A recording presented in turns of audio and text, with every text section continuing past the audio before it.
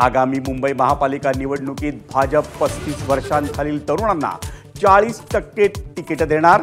Youth connect कार्यक्रमात मुख्यमंत्री फडणवीसांची घोषणा। तरुणांना राजकारणात येण्याचंही आवाहन।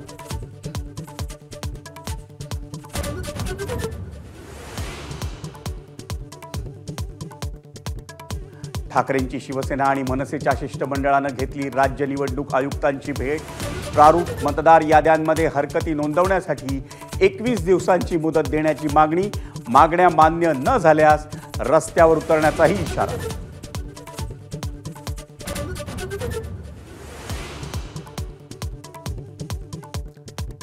ज्येष्ठ अभिनेते धर्मेंद्र यांचं निधन।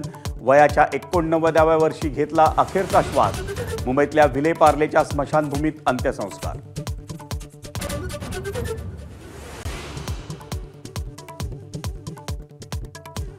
मुंबईतल्या चेंबूरमधील कालीमातेच्या मूर्तीला मदर मेरीचे कपडे घातल्यानं तणाव।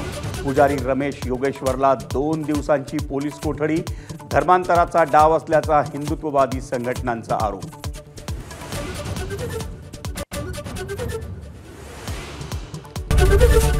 एबीपी माझा, उघडा डोळे बघा नीट।